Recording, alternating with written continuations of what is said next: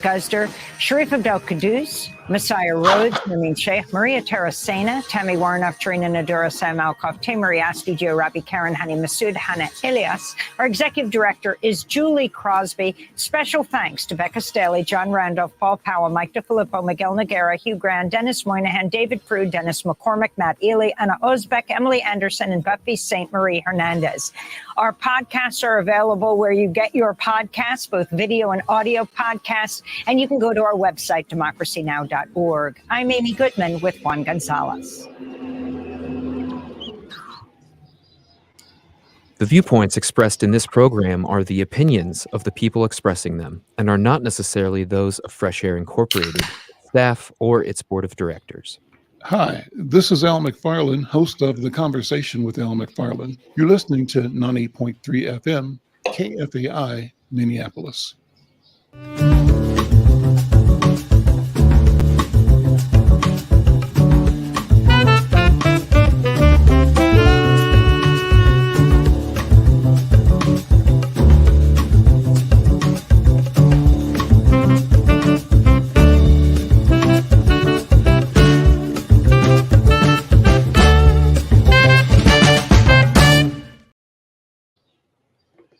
I'm Al McFarlane. Welcome to The Conversation with Al McFarlane. I'm glad to be here and glad to have you along as well today. Special kudos, thanks to our audience here at KFAI. Wonderful to follow Amy Goodman's show. She's on it, and we want to be on top of the news just like that program. And we take a local and a national look at events and activities around our communities. We begin on Tuesdays, however, with our conversation with Coach Leah. Coach Leah, my friend, how are you? And you've got a guest. Come on in. How you doing? I am doing pretty terrific on this Tuesday. And if I could please welcome the other Leah, Leah B. Olson, holding it down in the Twin Cities with the coverage of the Timberwolves and the Lynx. And it's just always a pleasure to have you join me and get your insight. So Al and Leah, so want to just breeze through just a couple things real quick before we get into our deep dive. Well, sort of deep dive, Leah. Just the NBA playoffs, and then there were two. So we've got the Dallas Mavericks playing against the Boston Celtics for the finals. And there's been so much anticipation for this matchup, and everybody has been kind of overlooking the Mavs. But I think that the fact that they have such amazing chemistry with their front court, it should be a very, very, very interesting. Everybody that's trying to predict this is saying that it will go 7 games. So what are your thoughts, Leah, on that real quick? Well, I think the Boston Mavs series will be a great one. I would have much rather seen a Boston Timberwolves series, however. But I got to give Dallas the shout out. Their backcourt was outstanding. And if they play the same way that they played here in Minnesota and throughout the series, I think they're going to have I think obviously the Celtics come in as the team to beat. And so, but you know, Luka's playing out of his mind right now, and Kyrie's playing the best basketball that he's played in a long time. And when you have, you know, in the NBA, it's about your superstars. And when your superstars are playing at an elite level, it's hard to slow them down. So I'm not sure which way it's going to go, but I'm thinking Dallas right now has an edge just because I've seen them play a little bit more than I have Boston in the last few weeks. Well, for obvious reasons. We'll get to that in a little bit, but so I do want to talk about just really quick the Mavs and the Wolves series. So, as you know, I have a very multi-dimensional perspective when I'm watching sports. You know, it's so funny because I feel like I can't just relax and be the regular, just spectator. Man. You know, I've got my coach's hat on, I've got my media hat on, and then I'm like, did the Mavericks outcoach the Wolves for the series? I'm just feeling that there were some things just missed each game because I started seeing the same attack game after game. And like, why didn't we mitigate that? Yeah, I think it's a difficult thing to do in the midst of a series. I wouldn't say that Coach Finch got out coached. I think the challenge is can great defense stop great offense? And the Wolves came in with the best defense in the league, and Dallas showed us that they had the best two offensive players in the league. And so I think in that series, great offense won. And if the Wolves would have just had average offense in the first couple of games, Karl Anthony Towns shot 13% from the three-point line in those first couple of games. So it's hard to win games when you're shooting that way. And so I see it more as those, like, it wasn't in those first few games, not the last game, but in those first few games, the game was really close. The Wolves lost by, 3-4 points. But I think the game was really lost for them because they didn't have the know-how and the experience, and they were tired.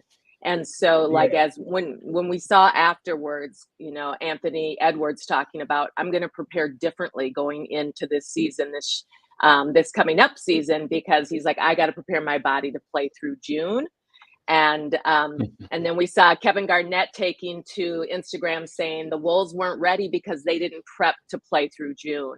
And he said that, Michael Jordan was the one who taught everybody how to do that even if you're not in the playoffs, you have to be preparing and playing so your body is ready to play through June. And it's pretty intense when you see the playoffs are just such different basketball than the regular season. No doubt, no doubt. Much more defense being played, that's for sure, right? This is true. So, Al, I wanted us to give a special shout out. Before you change, let me throw something in. As I watched that playoff game, I think I heard a commentator say it looks like the Wolves threw in the towel. Does that come across to you in the last game? Did they basically give it up and let it go? Is that out? I think what happened is, like, you really understand how the mental aspect of the game, and everybody kept throwing around that stat that no NBA team has ever come back from 0-3 down. And so I think that just in itself got into their heads. So when they won, they didn't want to get swept. So they handled that business. But then that next step of, like, now we have to win, keep winning here to actually get out of this series, I think maybe they had checked out there. And so that's the other piece of it, is like the mental strength of being able to, like, battle in and out each and every game, regardless of what the media is saying, what Charles Barkley's saying, what everyone on TNT had something to say about everything. And that stuff really shouldn't impact you. Well, so my son-in-law was telling me that Minnesotans shouldn't be so hard on this team because the trajectory they're on is not uncommon. That it took Michael Jordan's team several seasons. They made the playoffs or didn't make the playoffs, and then they made the playoffs and lost, and they made it past that. And then after 4 rounds, I think he said, they finally emerged as a super team. That could be the scenario that this team is looking at as well. Is that a possibility? Yeah. That is the more realistic pattern that most teams take, including the Denver Nuggets that made it through the Western Conference Finals the year before, then the next year they came in and won the championship. And I think part of it is just because it is the physicality ratchets up each and every level. And so it just becomes so difficult to win these series. And so we have watched the Wolves grow from when they played Memphis and then when they played Denver, and now this year we've seen another step. I think, though, you have a window for these things. And so I think now they are within that window that the next 2 to 3 years is going to be really critical that they find themselves in the finals. And one thing that I have found is that the ownership for the Wolves over the years has actually done a pretty good job. The ownership, as far as making sure that the complexion of the team has the right components, right? And it's the only other thing that's the X factor that people don't talk about enough and consider enough is injury. And injuries are inevitable. And so one of the things is, you got to know that that's coming, and then just prepare for that as well. And that's just kind of hard because even with best preparation, you just never know with injury how you're going to be able to come back from that. But I've got Al. I don't know if you're going to show us a little bit of grace here for the segment, but I wanted to invite Leah on today. I wanted us to show her some love with Insight News because my dear friend has been in this game for over 20 years now. And I always say, and we don't look like it.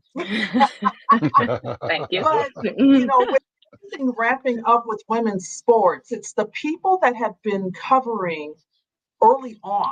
We've played, we've been in the midst, we've been doing this for a long time, but now Right.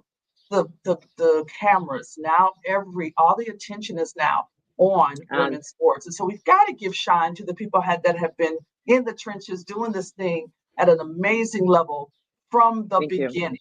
And so Leah B. Olson, I was listening to you with your last broadcast game, and just to hear your voice and your insight right there with the color commentary.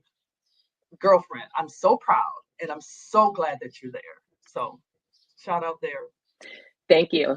Thank you so much for the shout out. I appreciate the love. And the Lynx came to Minnesota in 1999. So we have had good basketball at the professional level for women's basketball since 99. So we've won 4 WNBA championships. So now that there's new eyes on the league, I do think it is kind of time that people educate themselves. People were unsure that there were great players in this league, and these people have no idea about the Maya Moores of the world, of the Rebecca Brunsons, of the Lindsay Whalens, who were some of the greatest players to ever play.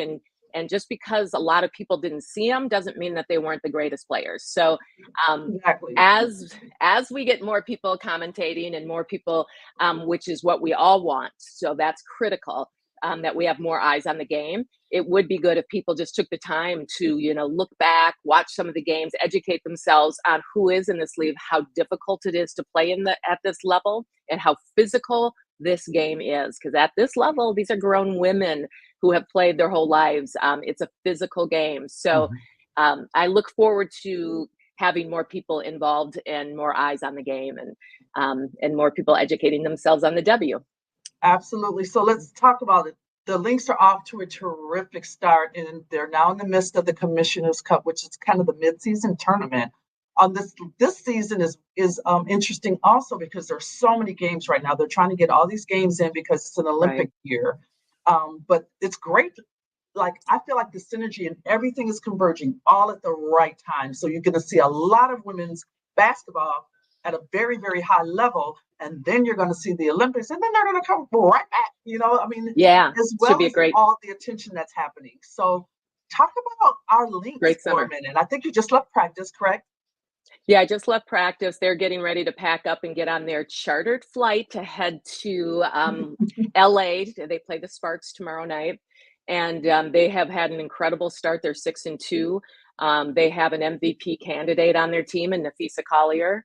And she's always been an elite WNBA player, but now she has just been consistently. Last year, she came in 4th in voting for the MVP. This year, she will be in that same exact conversation. We have a couple new backcourt players on the team in Courtney Williams and Natisha Heidemann, and they add speed and depth, and they kind of change the style of the way that the Lynx played, and that's kind of pushing pace and getting up and down the court. So there's been a lot of noise around the WNBA this season, but the Lynx are just like quietly doing their thing and winning games and surprising people in this early part. And I think there is a thought that you had mentioned the Olympics, Leah, that you want to get as many wins in as possible before the Olympic break. Teams will be off for a month.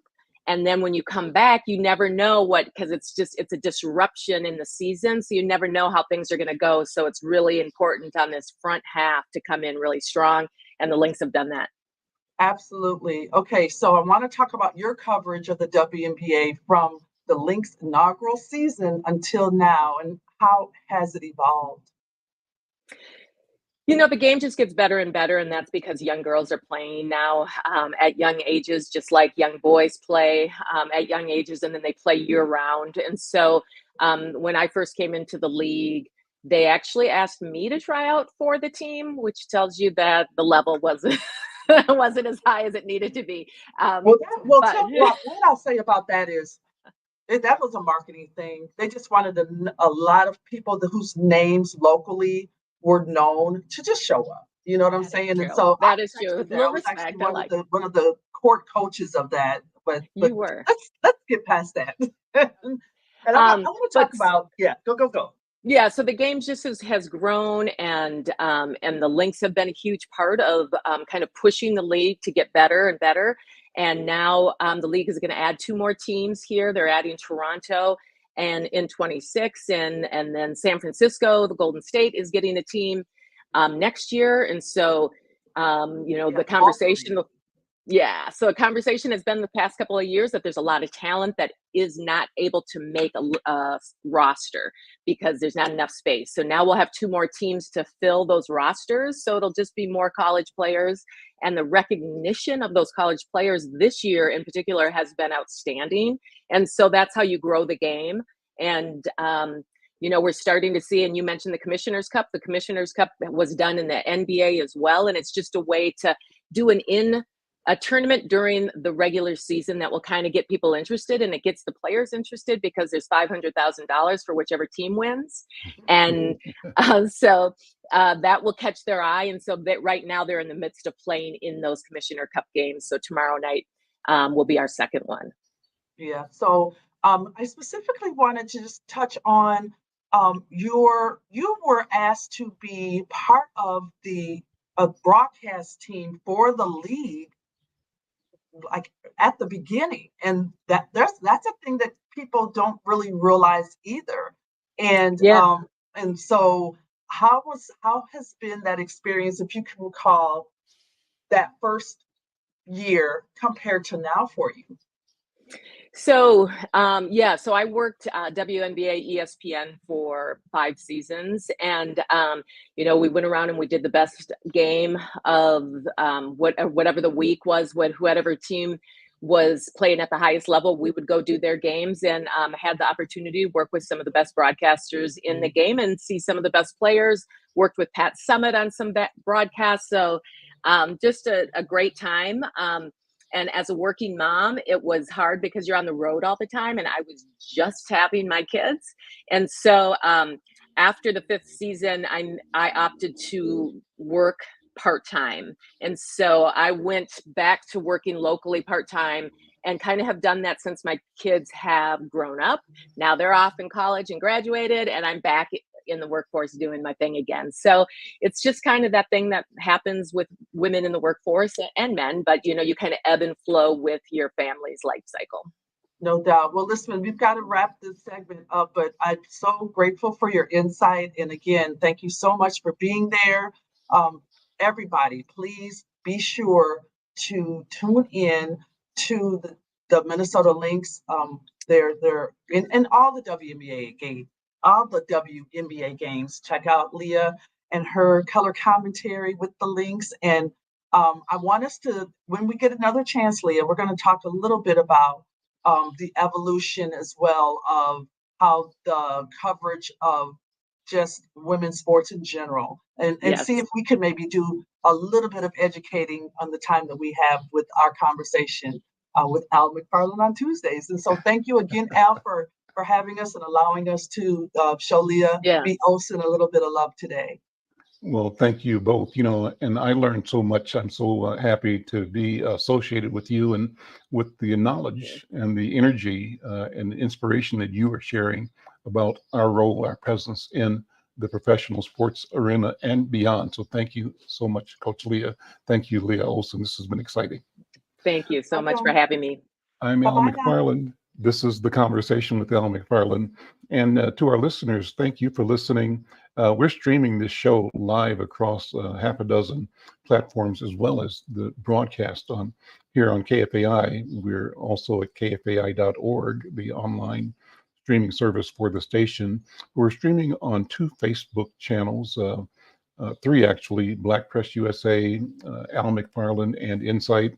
Streaming on 2 YouTube channels. One is Black Press USA YouTube. The other is YouTube Insight News MN.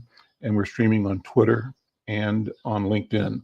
No matter where you're connecting, how you're connecting, we appreciate you. We thank you. But let us know who you are, where you are. Shout out your town, your community, your ideas. Just drop us a note in the comment section, and we'll share that And if you have ideas for people that should be on the program, people you'd love to have me interview, I'd love to do that as well. Well, let me keep moving. We've got a full packed program today, and I'm glad for that. My next guest is Dimitrius Hutcherson, and he's the president of First Independence Bank. He was recently appointed as president of First Independence Bank, reporting to the chairman and CEO, Kenneth Kelly. He was previously executive vice president, chief administrative officer, and chief technology officer for the company. He's got more than 30 years of banking experience, and for the past 4 years, he's been the chief admin officer and chief technology officer at First Independence Bank. He's got a BA in finance from Morehouse. I'm a Morehouse man. You can always tell a Morehouse man, you can't tell him much, is what they say. And he's got an MBA from Harvard Business School, and he serves on the boards of Internet Sciences, the Michigan Strategic Fund, Michigan Roundtable, and most recently, Virtus Energy. Dimitrius Hutcherson, welcome to the conversation. How are you doing today? Brother McFarlane, I am doing well. Thank you for all that you have done in being an advocate for First Independence Bank. And it is great to be on with a Morehouse brother. And I did peek at your profile and I saw that. So I'm equally excited. But on behalf of the board of directors and our chairman and CEO, Kenneth Kelly, I'm delighted and honored to be on your show. Well, I always say, you know, from the time I met your chairman, Chairman Kelly, what a phenomenal story this is. What a phenomenal story for the family organization and the emergence of this powerhouse financial institution. And now 2 years here in Twin Cities. And so what's your thermometer reading on the progress of the business here in Twin Cities? What kind of achievements can you say are the ones that you've knocked off in the past year or so? Sure. Al, we're excited that we're here. We are not going to stick the flag in the ground and say that we have conquered and have met all of our objectives. We still have a lot of work to do. We know that this is a phenomenal opportunity, being invited to come into this community.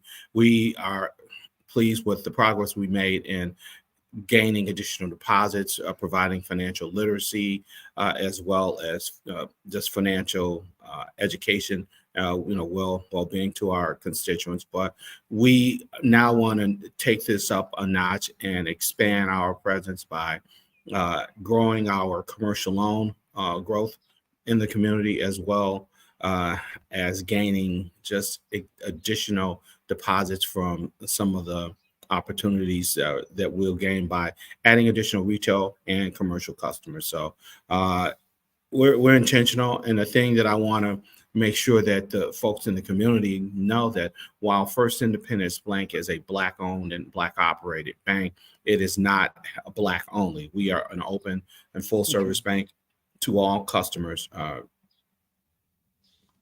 That reminds me, one of the legendary leaders in our community here was a gentleman named Tom Tipton, who was a PR wizard.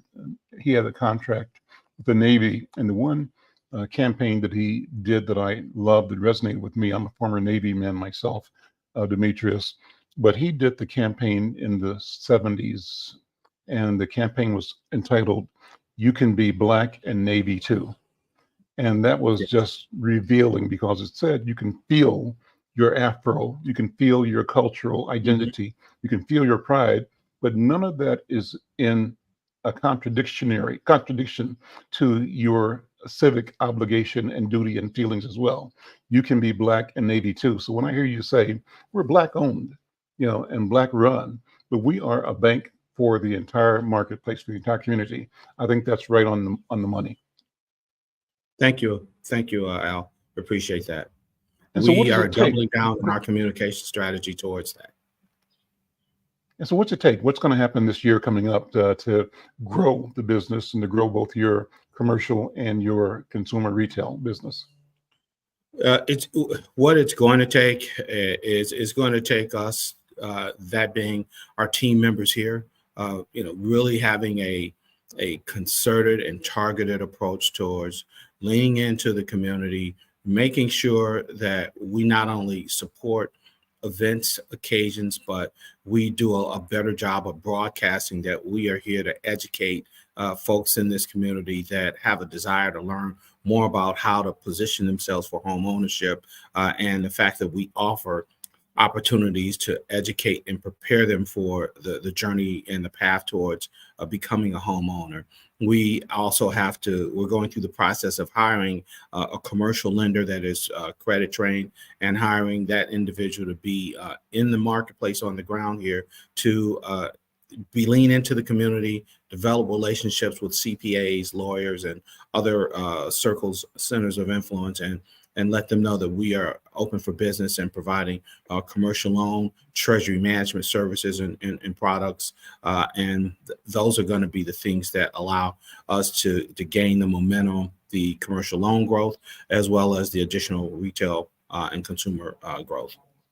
Let me bring in one of my local heroes here. This is a guy that I have so much respect for and appreciate and applaud every day. This is Damon Jenkins. He's your guy on the street here in Minnesota. Yes, he is.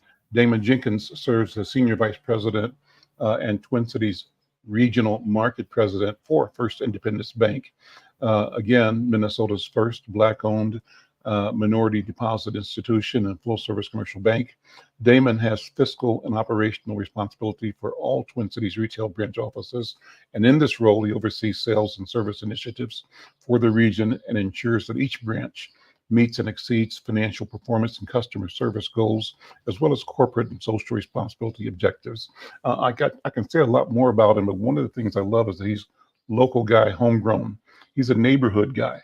And so he knows this community inside and out, and the community knows him, and they know his family. Damon, brother, good to see you again. How are you?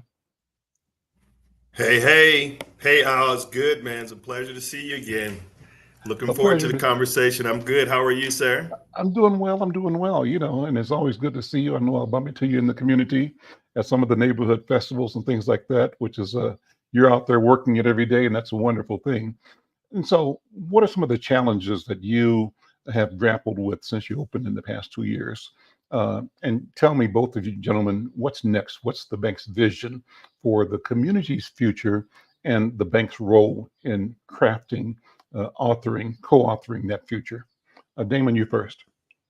Sure. You know, I'll say this. I'll digress for just a few seconds here. Thanks for showing me that profile picture, because that was before we launched this thing. And as you can see, I probably got a little more platinum in my beard since then. And so, yeah, you're spot on. Challenges. I think anytime you have the opportunity to do something and be the first, that's always going to pose challenges. It's going to be hard, but it's really created some opportunities.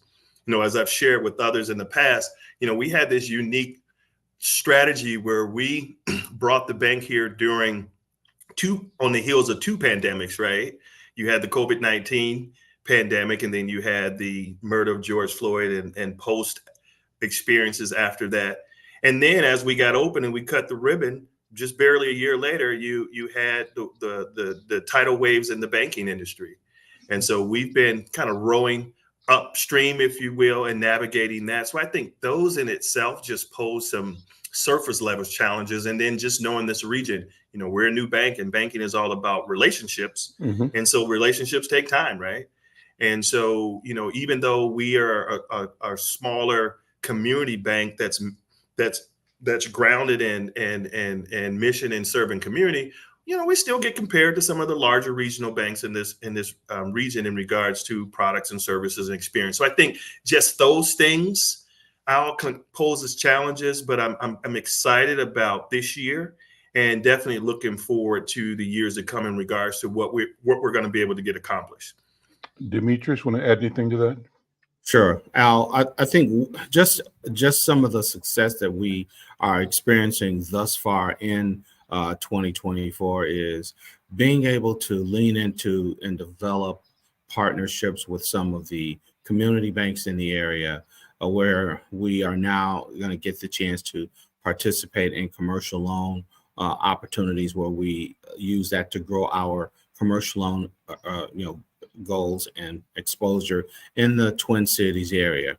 Also, we have introduced and we have a partnership with Cummins, which is allowing us to, it's called the CARE program. It was established post George Floyd, where we'll be participating in with them in loans to individuals and businesses that I think they have it capped at a dollar amount at a pretty attractive interest rate, where we can provide those loans to folks in the community. Again, getting access to capital is something that will be a differentiator. And because we have programs that are targeted where major corporations are setting aside monies, will actually allow folks to see that we're committed to, again, providing them the access to capital. And I'll go back to this. One of the biggest things that we're going to continue to, I will say, rinse and repeat on a regular basis is the fact that we are going to provide financial well-being education to folks in our community. We also have a partnership with Mass Mutual Great Lakes to provide, financial and advisory services to them on how to protect monies that they've accumulated and that they're trying to grow via mutual funds, things of that nature.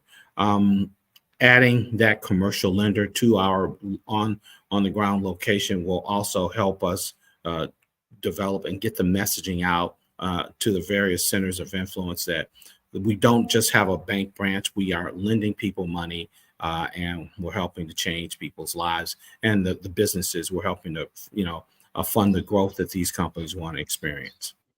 One thing that is important is that you all came in with a special relationship with the big banks in town. And one could say, one would fear that you were moving into a shark pond, right? Where it would be difficult for a new bank or a smaller bank to compete. But to its credit, the banking community here recognized, realized, and supported the idea that there has to be more access and more representation, and the representation matters. And so from my point of view, it's a marvelous story about, and even in a competitive environment, a special embrace and a special invitation and a special support that at the end of the day says that all of us together have a stake in creating a community that is viable, that's economic, and that generates and delivers prosperity to all of its citizens. And we've kind of been left out of that by structural and historical challenges, but you are an answer to that. And the good thing is that the colleagues that you operate with are supporting you. Does that make sense, Dimitrius? That was critical for our success. And I'll add a comment to that and let you know that as we decided, when we made a commitment to move into this community and establish 2 branches, the most important thing to us was having a son of the city, a son of the community, someone who was homegrown, and having that individual in Damon Jenkins, based on, having, grown up here, having, been a successful banker at big shops, but really believing in our vision and mission and willing to lean into those relationships to help share the story about First Independence, who we are and what we're going to do, has been extremely critical. What I can tell you, I worked at bigger shops, and typically when they enter a market, in some instances it won't go into who they are, but some companies, they'll bring in someone from their head office or a different geographical area.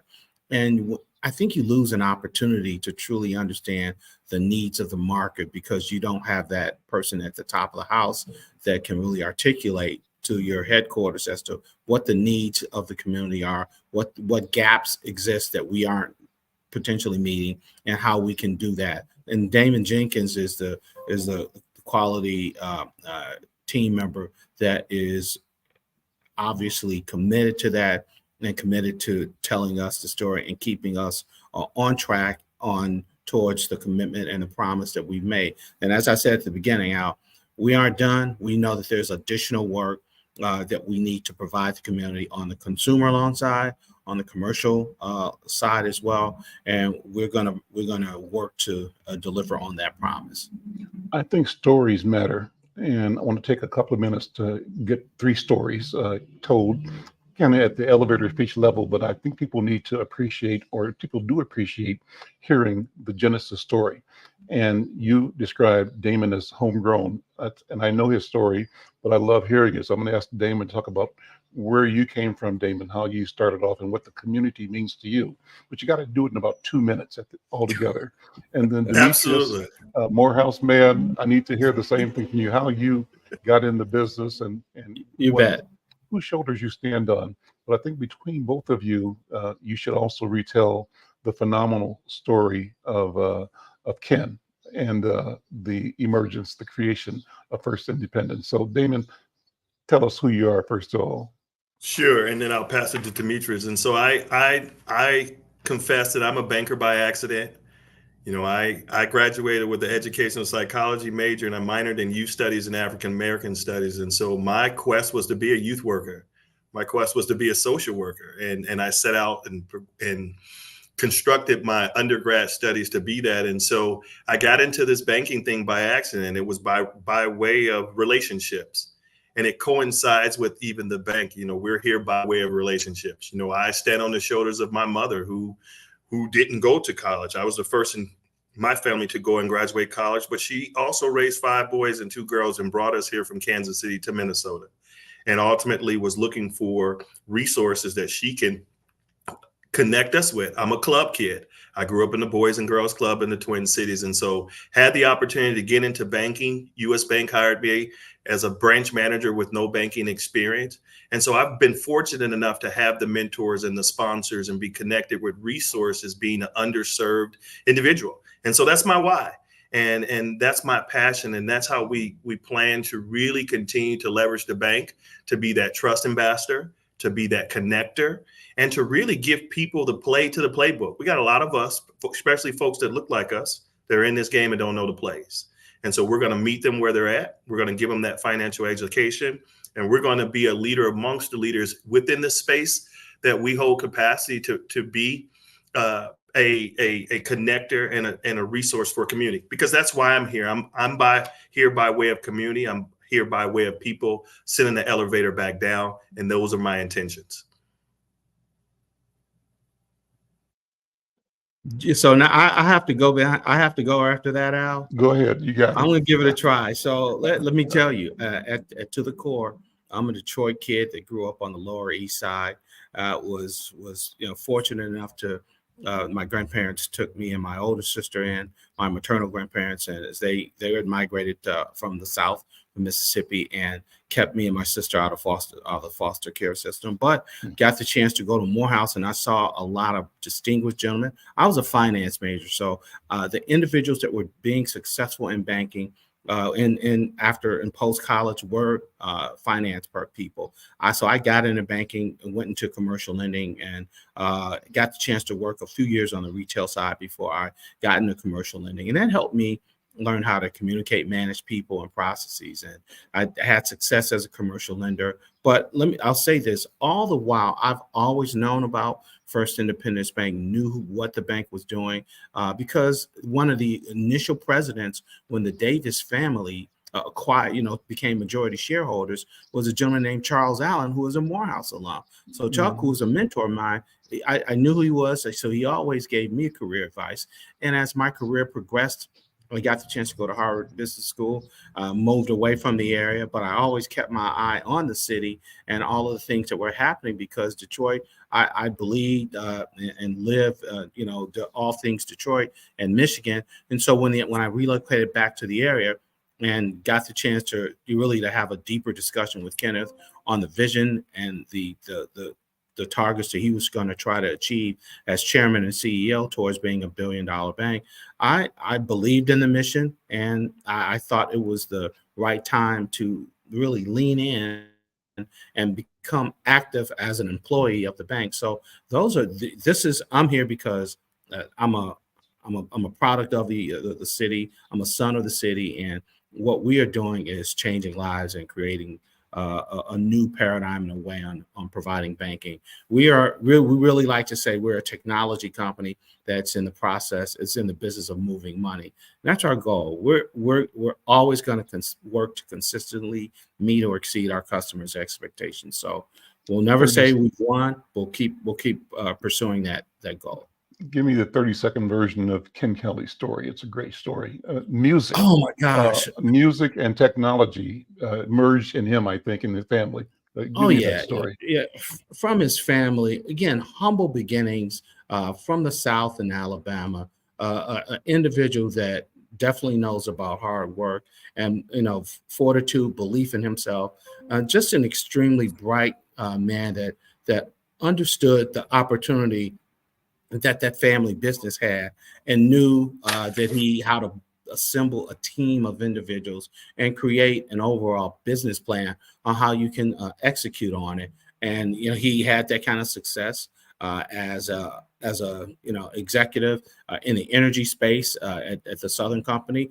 I've always said that engineers can do just about anything, and he was able to pivot into banking and really use that problem-solving skills to put us in the position where we are.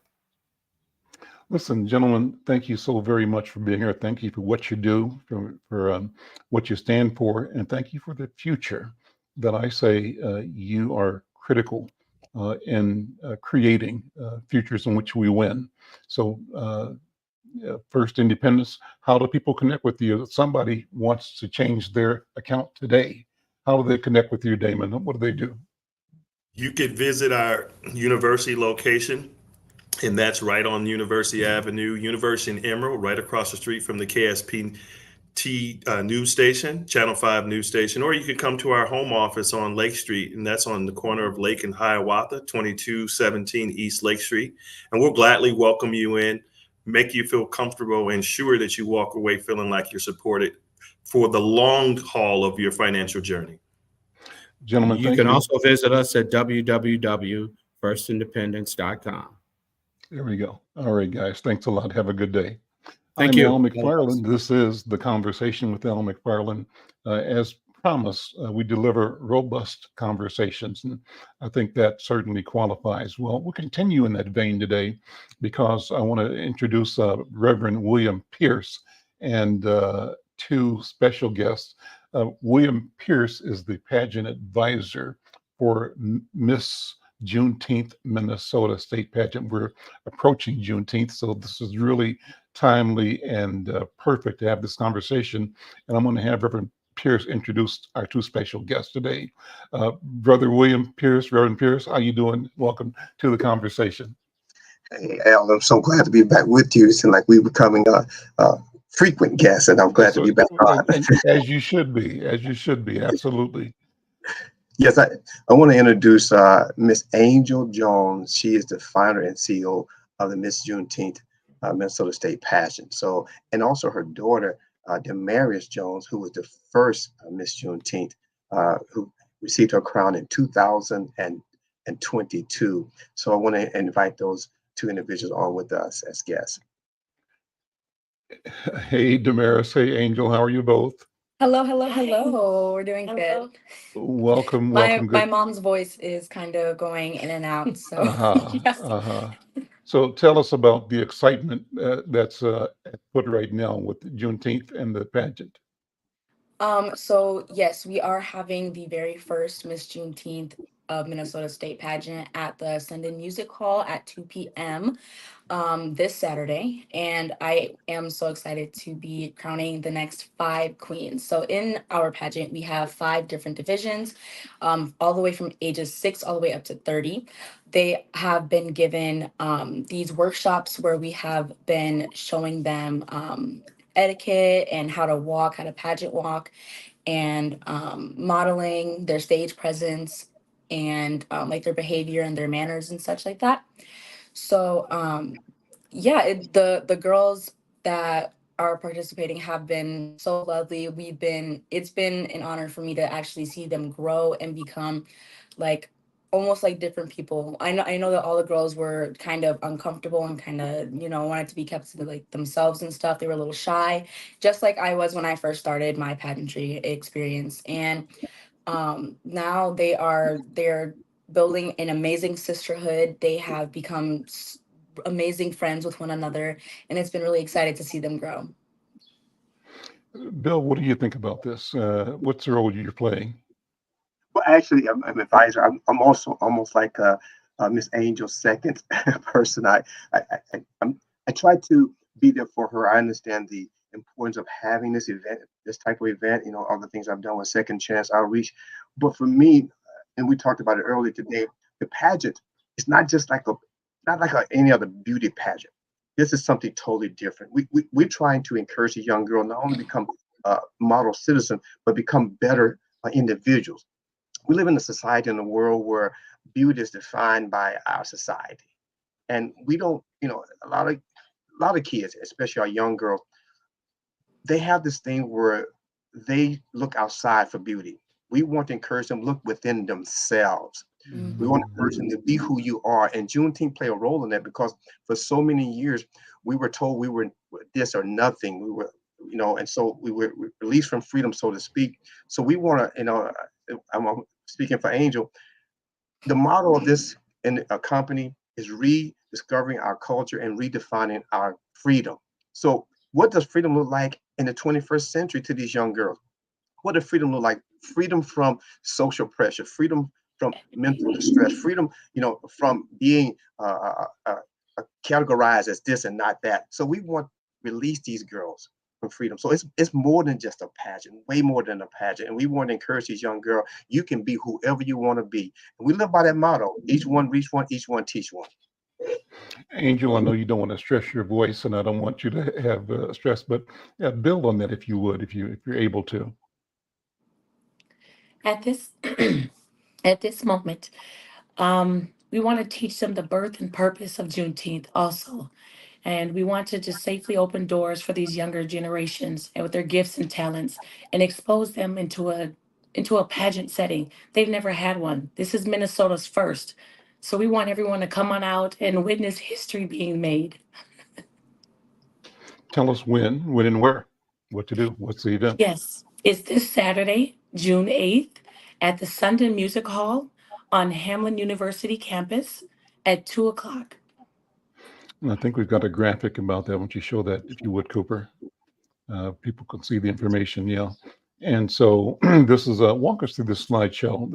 It says for those who are listening and they're reading this in their mind's eye, the Miss Juneteenth Minnesota State Pageant 2024, rediscovering our culture and redefining our freedom. Are there other slides in this deck that we should look at, or is this the one? This is it. I believe, I'm not sure which one he has. Yeah, Okay, so it's going to be at Sunday Music Hall at Al. This is, again, a unique event for people to come out. It doesn't matter who you are, no matter race or culture. Come out and just to support the girls and be a part of this magnificent event. And the girls are going to be there. They're going to be showcasing their gowns that they, a lot of times we don't get a chance to showcase our attire until we go to church or to some type of event with these young girls. So they're able to showcase, they're able to be there, and they're going to be judged on their evening gown. They're going to have essay questions. So we teach these young girls how to present themselves on stage, their poise and their posture, articulation, their professionalism. So they'll have the opportunity to be on a stage that, as Angel mentioned, they won't get a chance in most cases to be a part of. So we are presenting something. We'll open up doors for these young girls to be a part of something they can have a foundation set for them to grow, and they'll remember for the rest of their lives. So they'll be a part of that. And so they have an opening number for that night. They're going to also be a part of some other things that are going to take place, many awards. They're going to have opportunity to win some scholarships, because we want to send these girls off to college. We thank God for all our sponsors who have been part of this, all the people who have poured into these young girls through the workshop. As Dimitrius mentioned, these workshops have prepared these girls not only for this pageant, but for life. We want to empower these girls and encourage them to be better who they are, not just a citizen, but be better who they are. And Damaris, I wanna actually build off of that and say, I'm very glad that I actually get to be a part of this experience because obviously this is the very first pageant, and for my reign, I actually didn't get to have a pageant in Minnesota. I actually had to go through an interview process, and I was selected, and I was called, and they said, well, I mean, like you've been chosen, and that's kind of how I started. So I'm really glad that I got to be a part of something as big as this and go huge. And all of these workshops and stuff that the girls have been working on, they are absolutely amazing. I got to see each and every one of these girls actually grow, and it's not as Pierce said, it's not just about beauty. It's you gotta look within. You gotta use your mind, use your heart, and all those things. So it's just it's been an amazing experience. let me put you on the spot, Damaris, a little bit. I think you'll appreciate this too. I'd love you to share your dream, your vision of the future. We're here in 2024. I'll be 100 in 2047, but you'll still be a young person in 2047. And so, what kind of world will you have created? Will Damaris and her network, her colleagues, her cohort, what will you have created? What's the vision? What's the desire? How will the world be because of what you stand for and what you've delivered in the world? What do you think? Um, I when I look into the future, I just see a bunch of love. I see a bunch of change in so many ways. I'm glad that all of our African American females and they're just being put out there, and they're because whenever you look on commercials and TV shows, all you see is a bunch of people who don't look like us. And so when I look into the future, I see African American women and girls everywhere on billboards, on TVs, on movies. I want to see them everywhere, just providing so much love for one another. And just so that, because when I started, the reason why I even started pageantry in the first place, because I said, well, if I'm not going to do it, we're not going to know where to start. And so when I look into the future, I just see so much just building off of what we have created here with this pageant, and seeing all of these women, all of these girls go so far in their lives. 'Cause I know that they're gonna do some amazing things. Well, listen, I want to thank you, Damaris and Angel Jones, and thank you, Reverend William Pierce, for supporting this important work and the vision and the voice Yes. of young people and young Black women in particular. I can tell you that I believe that the world's going to be better off because of who you are and because you are here. That your life, our lives matter, and yours matters just a lot. So thank you, Damaris, and we appreciate you. Reverend Pierce, final words for you. Yeah, again, you come out, you don't want to miss this event. And we talk about the etiquette training of these young girls. Sometimes I get confused when I sit down and try to pick out which fork to eat. So they had all this type of training.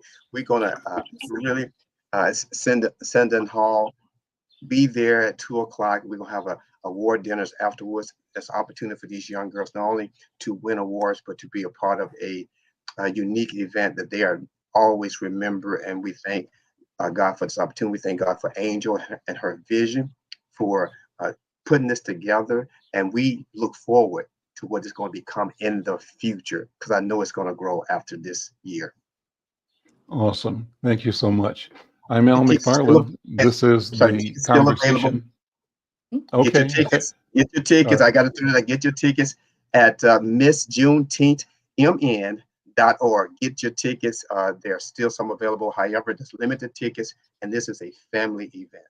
There we go. Thank you, Reverend Pierce.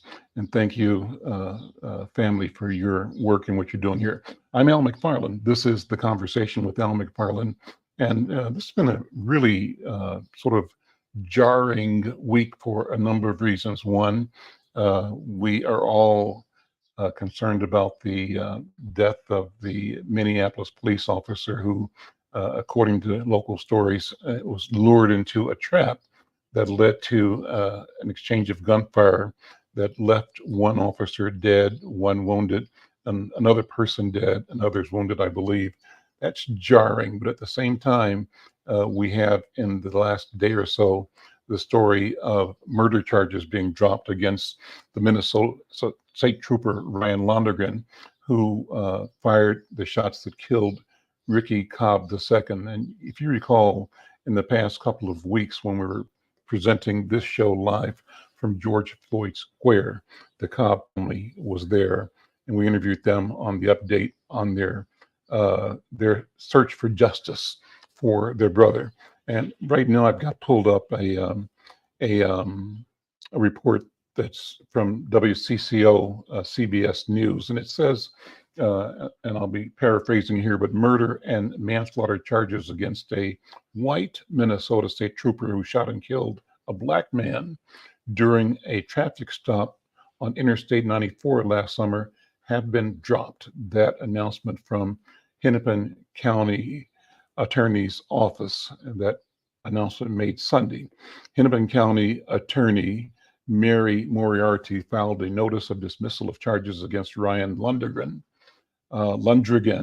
in the shooting death of 33-year-old Ricky Cobb II due to several new pieces of evidence that would make it impossible for the state to prove that Mr. Lundgren's actions were not an authorized use of force by a peace officer. The article goes on to say that last month, Lundgren, who's 27, pleaded not guilty to felony charges of second-degree unintentional murder, first-degree assault, and second-degree manslaughter. He remains on paid leave while the Minnesota State Patrol conducts a critical incident review. So, the article goes on to talk about what the evidence was that led to the dismissal. We are hoping to have one of the attorneys that was involved in representing Ricky Cobb's family to join the program for the last 3 minutes. And I see he's here. Bakari Sellers is here. Bakari, how you doing? Welcome back to the conversation. And sorry that it's under this circumstance, but I wanted to give you the chance to sort of give our listeners and viewers a status report on how you are going to respond to, how the family responds to the dropping of the charges. Well, first of all, Mr. McFarlane, let me just say that I'm very appreciative of your platform. I'm very appreciative of you wrapping your arms around this family. There are a couple of things I would like to echo. We're not giving up the fight. We're extremely disappointed. I apologize to the family profusely for having faith in this system, knowing that this is probably not a system you should have faith in, but when Black folk get the semblance of justice, or we feel like we're on that path, many times we gravitate toward it and want to cling on to it. And that faith was misguided. We got a phone call on Sunday, and I've only been practicing law now, 18, 19 years. And I've never gotten a phone call on a Sunday about any case that I've been a part of. And while we were on the call, they even leaked it to the media. I was getting calls from the media about the meeting that we were in. Nothing about the tape has changed since the time that they prosecuted. They announced that they indicted the officer, and so nothing has changed other than the defendant gave his story. But the fight's not over. We're still fighting in civil court. We have a civil lawsuit against both officers, Officer Seide and Lundgren. And we today announced that we're asking the Department of Justice to come in and investigate the Minnesota State Patrol. And so we anticipate and are hopeful that we'll have some results from both of those. And the disrespect that this family's tolerated, it should not be something we get accustomed to. And I'm asking the community to come out and rally and be in the streets and wrap their arms around this family. Because right now, I'll be honest with you, Mr. McFarlane, outside of you and a few others, Spike Moss, for example, feels like we're fighting alone. And I'm trying to ask, where's the NAACP and the Black churches?